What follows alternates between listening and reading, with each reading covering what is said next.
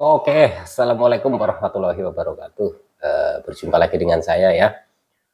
Kali ini akan saya bagikan pengalaman-pengalaman saya menghadapi gangguan asam lambung yang disertai dengan kecemasan.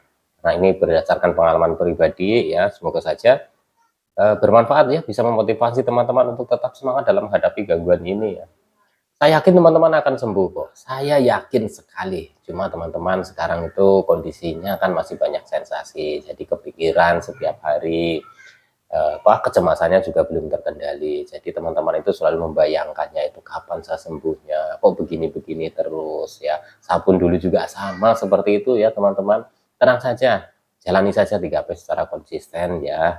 Terus teman-teman juga kurangi beban pikiran ya. Mulailah latih untuk beraktivitas. Lama-lama nanti akan terbiasa.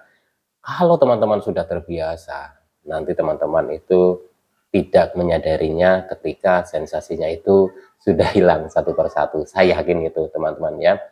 Jadi teman-teman tetap semangat. Nah, ini ada pertanyaan menarik sekali ya. Pertanyaannya diborong nih ya dari satu akun ini ya. Akan saya bacakan. Semoga saja ini bisa mewakili pertanyaan-pertanyaan dari teman-teman yang lain ya. Langsung saja untuk menyingkat durasinya dari akunnya Desi Yutari. Saya selalu hadir Mas. Saya tidak pernah skip video-video Masin. Sangat membantu sekali video-videonya. Bagi kami penderita GERD anxiety, semangat bikin video ya Mas, terutama untuk membakar semangat kami para pejuang GERD anxiety. Seperti biasa Mas, saya komen kembali karena ingin bertanya. Nggak apa-apa sebenarnya ya teman-teman ya. Jadi kalau teman-teman mau bertanya, nggak apa-apa. Ya insya Allah nanti kalau saya ya, sudah sempat gitu ya, saya juga jawab. Kalau memang saya benar-benar sibuk sekali ya, saya respon dengan lope-lope-lope gitu ya teman-teman ya. Teman-teman ringkas dulu pertanyaannya ya, diringkas dulu, dirangkum dulu, nanti teman-teman bisa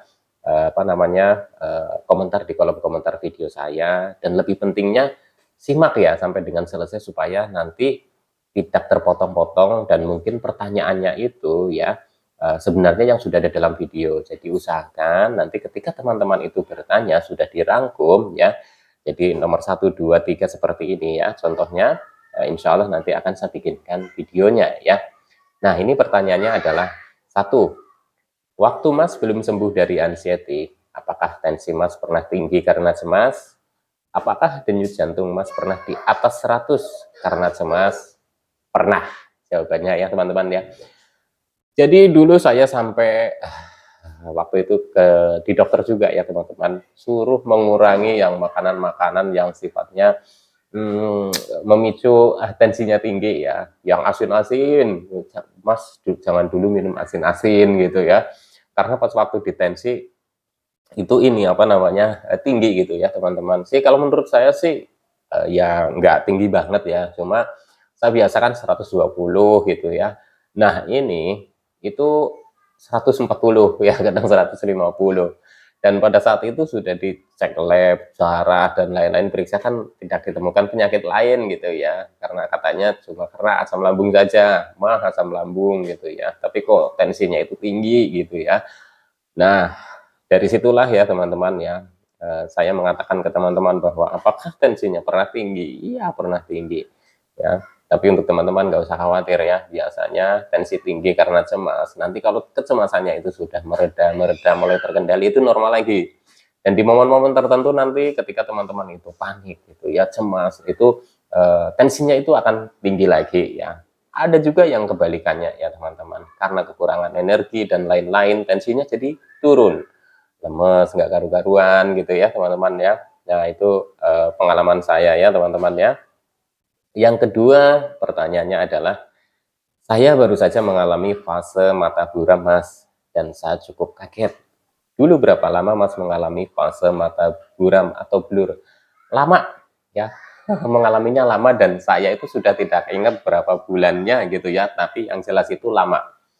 Lamanya begini ya teman-teman, jadi saya dulu itu sampai sempat ke periksa mata dan bahkan pakai kacamata gitu. Itu juga menurut saya tidak signifikan ya. Ya memang ada sedikit membantu karena saya juga ada silinder gitu ya teman-teman. Saya pikir ini silinder saya semakin parah gitu ya. Tapi ketika saya sudah pakai kacamata pun ya memang sih membantu ya. Tapi ya menurut saya itu ya nggak seperti yang saya harapkan gitu. Jadi saya tambah semakin yakin, oh ini karena gangguan asam lambung saya gitu ya.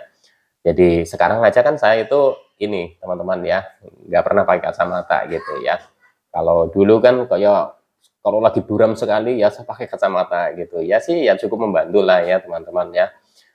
Nah, untuk teman-teman yang mengalami hal seperti ini, teman-teman juga nggak usah khawatir. Biasanya ya, kalau mata buram atau blur itu disertai dengan pusing kepala gitu ya teman-teman ya. Terus eh, pokoknya di area belakang ini seperti kencang gitu ya. Terus terasa ini apa namanya kayak apa sih ya, saya bahasanya susah ya mengartikannya.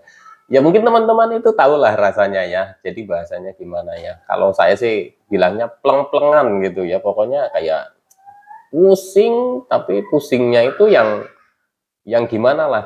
Teman-teman gimana ya, saya mau gambarinya gimana. Jadi intinya terasa di kepala itu nggak nyaman sekali ya. Itu biasanya itu mata buram gitu ya. Apalagi kalau kondisinya itu kondisi sudah sore, sudah kecapean ya, terus pikirannya itu juga sudah banyak beban, itu udah gitu ya teman-teman, intensitas mata buramnya itu tambah tinggi gitu ya. Teman-teman nggak usah takut, nanti itu akan kembali normal lagi ya, walaupun ya mungkin ya ada yang mengatakan tidak bisa 100% gitu ya, kita menyadari saja ya, dalam proses menghadapi gangguan ini kan ya cukup lama, cukup berproses, semakin bertambah usia juga pastikan daya penglihatan kita juga semakin menurun gitu ya teman-teman, dan teman-teman ya coba menyadari itu aja ya.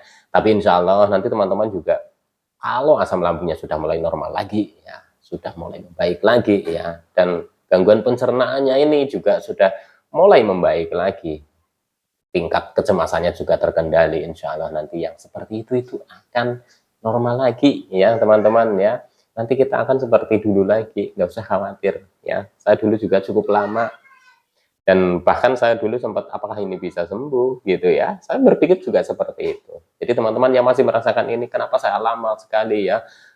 Berapa bulan sih fase ini? Berapa bulan sih? Masing-masing orang bisa berbeda ya.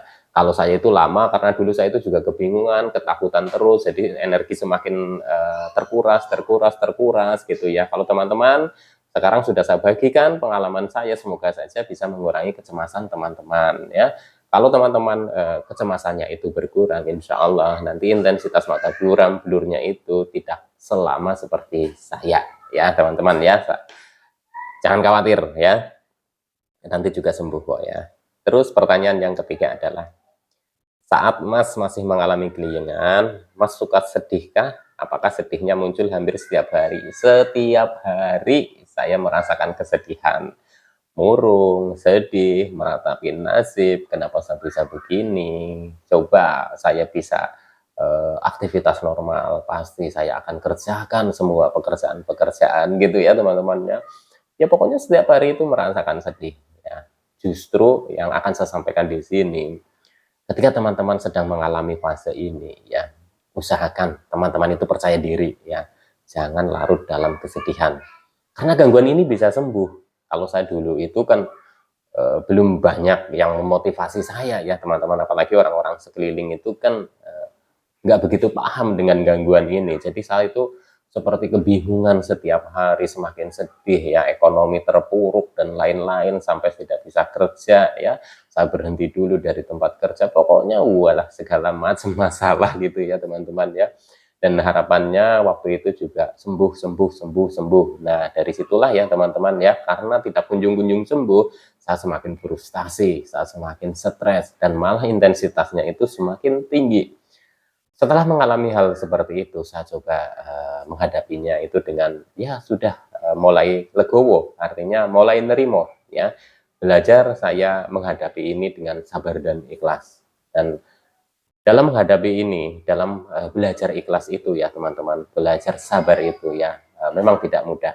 Ya beberapa kali saya bisa sabar, saya bisa ikhlas, tapi dalam momen-momen tertentu saya juga kadang merasa jengkel ya. Itu nggak apa-apa teman-teman, dalam proses belajar itu wajar seperti itu. Tapi teman-teman mulai sekarang belajar menghadapi gangguan ini dengan sabar dan ikhlas, karena itu sangat penting sekali untuk menunjang kesembuhan dari gangguan asam lambung yang disertai dengan kecemasan ya teman-teman ya. Oke, pertanyaan tadi yang ketiga ya. Oh ya sudah ini ya. Terima kasih Mas atas jawabannya, semoga menjadi ladang pahala untuk Mas Irin. Amin ya. Saya doakan juga buat teman-teman semakin sehat ya.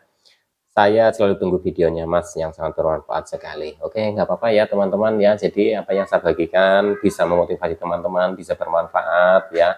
Ya, saya jadi termotivasi lagi untuk tetap semangat untuk bikin video ya buat teman-teman ya.